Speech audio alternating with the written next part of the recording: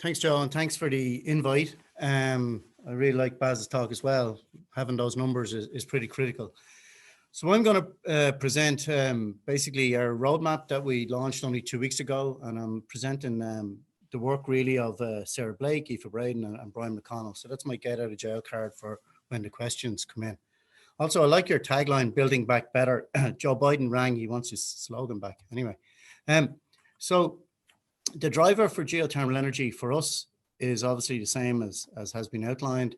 It's decarbonising the heat sector. This is the figure for Ireland, for the Republic of Ireland. Hopefully, I won't talk too much about it in case Bob Hanna criticises me in the questions, my former colleague. But basically, a third of our total energy expenditure in Ireland is on heating. And a solution put forward to this, well, we've got wind energy and renewables to look at electricity, and the same electricity to look at transport. This is the more difficult area is the heating. So what we're looking at is geothermal energy as potentially coming into this to support initiatives that are underway on district heating. That in itself is challenging because we don't have a lot of existing district heating. You've seen references to this report already. This is the earlier CSA, SECA report, and I'm going to talk a little bit about where we were prior to about 2019 and then some of the things we've done more recently working towards the roadmap. So this was put out from research funded by Sustainable Energy Authority and gave this potential heat map of Ireland a depth slice modelled at 2.5 kilometres. But it was very limited in the data. We don't have that many deep boreholes. And particularly for the southern part of Ireland there, it gave very low temperatures and also used a rather tricky colour ramp there that runs everything above 100 is orange. So anyway, we had to kind of go with that to try to update it later. If I can get my next slide here.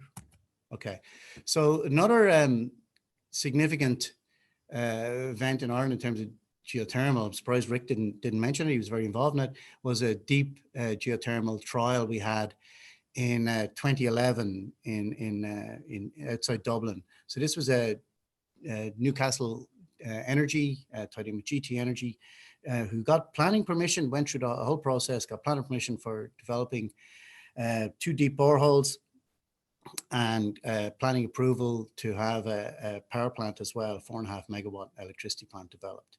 They drilled 2 wells down to 1.3 and 2.1 kilometers and got a measured temperature of 46 degrees at 1.3 kilometers, which was very encouraging, targeting the kind of Blackrock fault or a particular fault area running through the limestone Dublin Basin.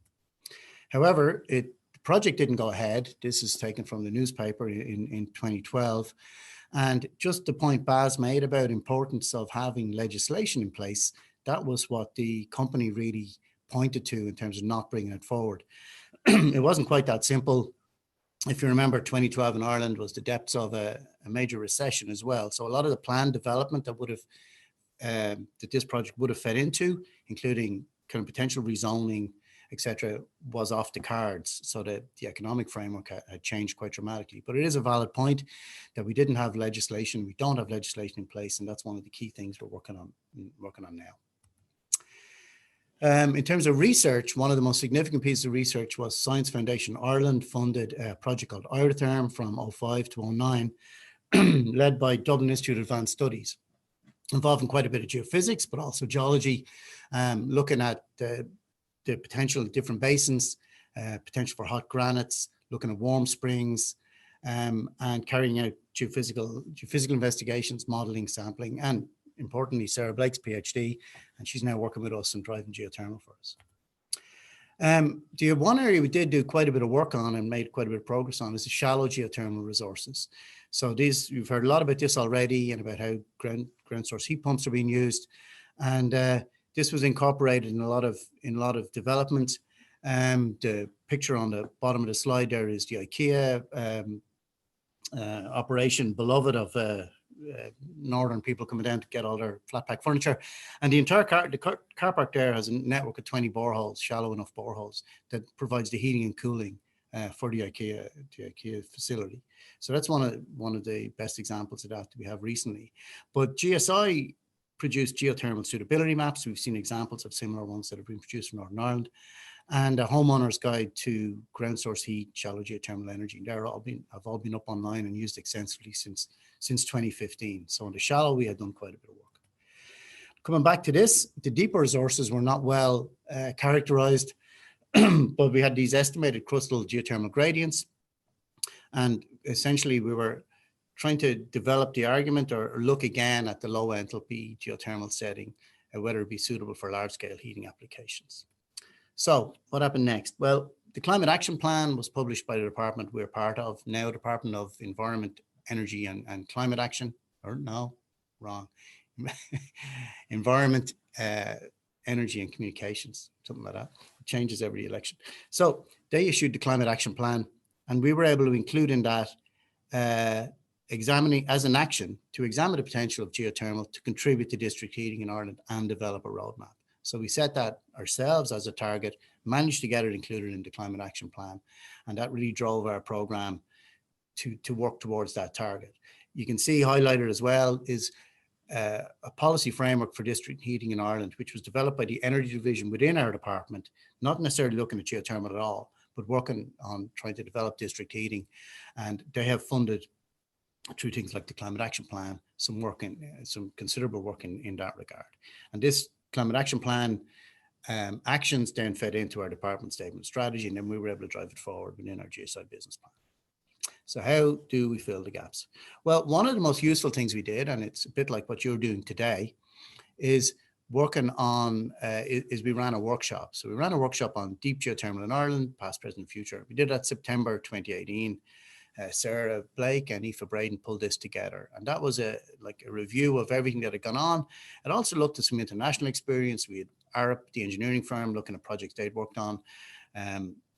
We had examples of European research projects, and we had a senior advisor for the Swiss government come and talk to us about the sums that they're putting in and what they had to do legally and on the research side to drive it forward, because we had got involved at that stage in a European Euronet research project called Geothermica, and that kind of made the Swiss link, and then we were able to bring that forward. And a bit like hopefully your workshop is today, this was kind of a useful step in kind of moving forward, bringing people together and giving us a bit of a focus.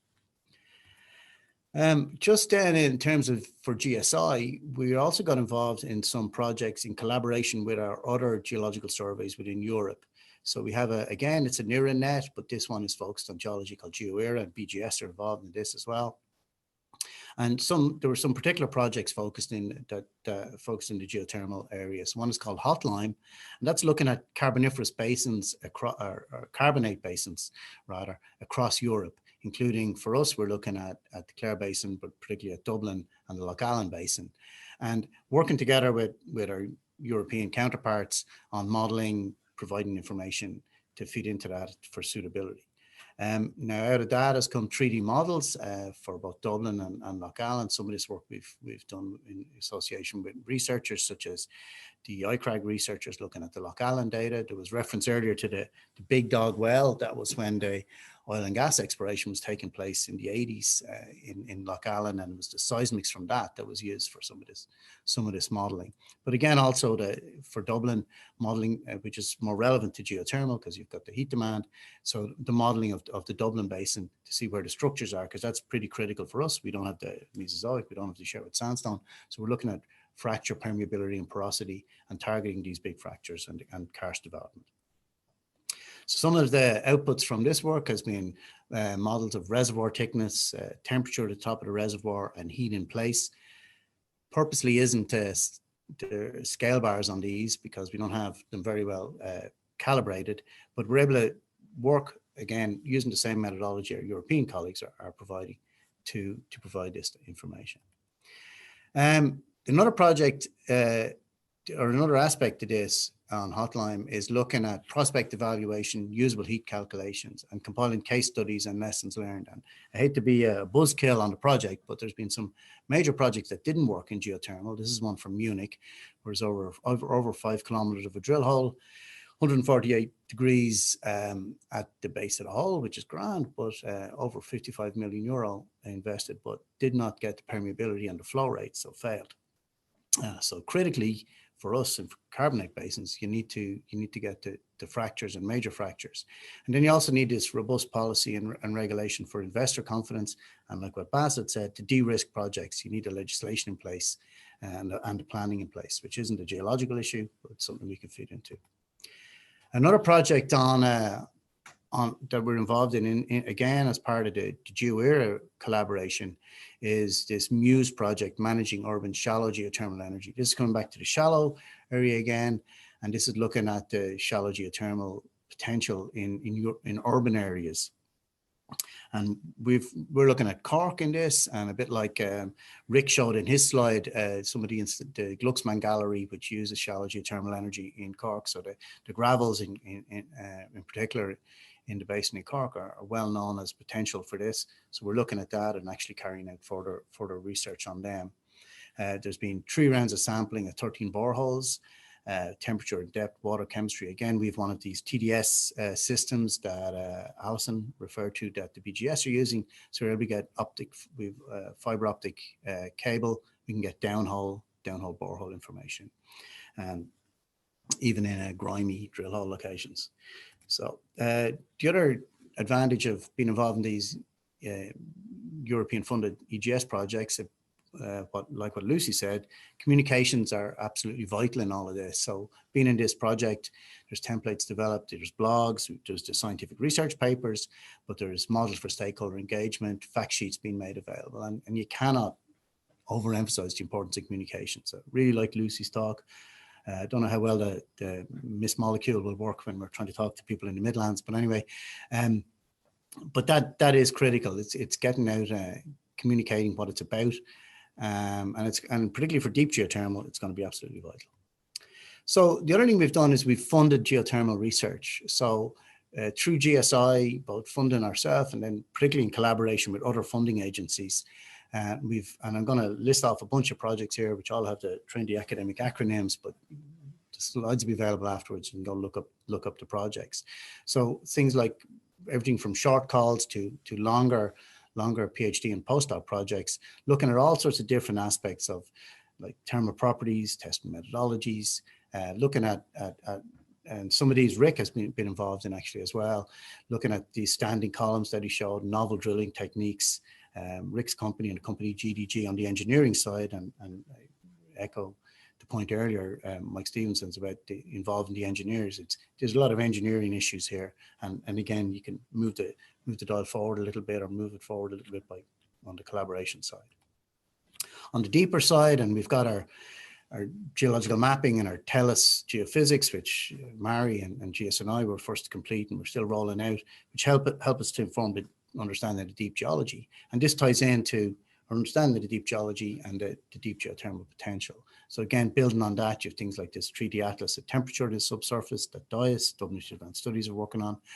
And then you've got Deep Geo, another project targeting the TELUS data sets, and another project looking at Carboniferous paleokarst as a potential, very much looking at it from a fairway play analysis, oil company style analysis for geothermal potential. A whole series of projects here. Like I said, I'm not going to go through them all. Some funded in collaboration with the Sustainable Energy Authority, and some under the IRANET I mentioned, Geothermica. The Geothermica one is interesting because as an IRANET, we make certain funds available for the Ireland part of it, which Irish researchers can then tap into. They're part of a much bigger network. And as we've seen from BAS and from others, a lot of the other European countries are well ahead of us on this, and particularly the Dutch. I love their national seismic program. If I could get one of those, I'd be happy. So that allows them then to piggyback on that expertise and localize it here and again, move things forward here. The bottom one there, Geoenergy Europe 2, I want to mention Geoenergy Europe, because that's a little bit different, but again, it's another advantage or another leverage project where we have a business cluster called Geoscience Ireland, where we've been working with now 40 SMEs and companies in the geoscience sector to help them collaborate and win work overseas and for job creation, etc. And under that group, they have got involved in a collaborative European research project to get SMEs who are working in the geothermal sector to work together sharing their know-how and developing the service offering in, globally. So that's again something another the Irish companies involved then develop that expertise, and they can bring that back home. This map has been shown quite a lot already. It's work that was done under the IRA term originally and followed up by Ben Mather and his colleagues, and actually is published now. But the difference is we had to adjust the actual color ramp to make it match the CSA map, so that you can see how the modeling has changed. So really it's just more information, more borehole data incorporated, and better geophysics and modeling. But the encouraging news for all of you in Northern Ireland is that Northern Ireland is hotter than the rest of the country. You've got your Sherwood sandstones, you've got the volcanics and the Atlantic opening effect. So it's definitely warmer and definitely better potential. But it shows plus 60 degrees across the country, and that's at 2.5K, and that's modeled. So the idea is to work on that and to improve it as more data becomes available. So how are we progressing? Well, this slide shows the barriers on one side and then what we're trying to do to tackle them. I'll sort of come back to this at the end, but there's the geological uncertainty, and I've listed all the research we're involved in, and then developing our own program to try and deal with this. There's no doubt about it, the high capital expenditure up front is a real challenge, but we're looking at improved drilling and lots of R&D and, looking at best practice internationally. The general lack of awareness, this comes to Lucy's point on the comms, and we've awareness campaigns out there. And then really the awareness to include geothermal in the energy mix, to include it as an option. As Rick said, rather than bolting it on afterwards, to try and get it into the minds of the planners, the minds of the developers. And there's a brilliant district heating group, CODEMA, here in Dublin, who are doing a lot of work on developing district heating. The lack of regulation and policy, and our department developing a framework on that, which will link with the planners for subsurface management. And then it's a new technology to Ireland. So what it needs is pilot projects. For district heating, there are 2 pilot projects in development. This is through this, championed by this group, CODEMA, and funded under the Climate Action Fund here. One is taking waste heat from a data center in South Dublin. The other is taking waste heat from the waste to energy plant, things that used to be formerly called incinerators, here in Ringsend in Dublin. And the idea would be they will run as district heating, and then geothermal could potentially be an added heat source for that. We're also, as Mary said, looking at geothermal pilots planned, and looking for to tap into funding on that and tapping into international experience. Here in GSI, as I said, we're characterizing the national resource through drilling. We've got our own drill rig. We drill to a kilometre with our own diamond rig. We've got the temperature equipment as well. So test drilling to tell us geophysical data is used. Future seismic would be very useful, and we're looking at the opportunities for that. And then linking with the latest work that's been done on heat demand maps and heat studies. There's the RDA, the District Energy Association group, and then possible funding. And as Mary said, we're developing a proposal and working to try and have it included in the next round of EU Interreg projects with SEUPB for North-South collaboration. And we're hoping that might be an opportunity to develop test sites on either side of the border. Our own department has the Climate Action Fund that was used to fund these district heating projects. We're hoping it'll be used to fund geothermal in the future, and we're involved in this European geothermal collaboration. So we went from the Climate Action Plan to the Statement of Strategy to producing our 2 documents from the roadmap on the geothermal energy, a roadmap for policy and regulation, drafted within our division, but on the policy side, and then an assessment of geothermal energy for district heating in Ireland, which is more on the geological side and the scenarios. So the roadmap from the department provides all the next steps to develop and implement policy and regulation. It's up there now, but the plan is that an actual policy statement will go out in the 3rd quarter of next year for consultation, and then a formal policy will issue in the 4th quarter when that consultation is completed. And then the next stages of that is to go to develop the legislation. There was draft legislation was put in place back in 2011, so they can revitalize that. And there's actually a dedicated geoscience policy unit now with restructuring the department, and this is one of the things on their business plan. And then we've produced a document that gives you the background information about energy, what geothermal energy is, because for the Irish market, some international case studies, some of which have been referenced already, and then assessment of the potential resource in Ireland, and then the needs, the barriers, the opportunities, a bit like what we've been talking about. So lots of next steps, a lot of the kind of things we've heard other people refer to. Like I said, we've got a dedicated policy unit and then a regulatory office, and they're really keen, or now they're working with us on geothermal. For GSI, it's getting the test drilling, the data collection, the updated modeling, funding for the working with other partners to fund and engage in further research, and then the external partners for research, data support, the models, etc. And then GSI's role, a bit like GSNI's role, is to act as a knowledge and a data center for it, and then advisors for the government and all this. And all these topics to tackle, which are the things that were listed already, really. Everything from the geological data, which is only one part of the puzzle. The economic feasibility, I really like Bas's business case there, where you had the economics included for 2 alternative approaches to the building. Working on financial supports and incentives. Interesting to hear that the Dutch aren't giving financial supports for that. They're putting the money into the research. Test drilling, demo projects, like we said, and then integrated with these 5th generation district heating networks, like we heard about earlier on. Public acceptability, the comms that Lucy spoke about, environmental studies, and education outreach. So lots to do, and that's where we're at in Dublin.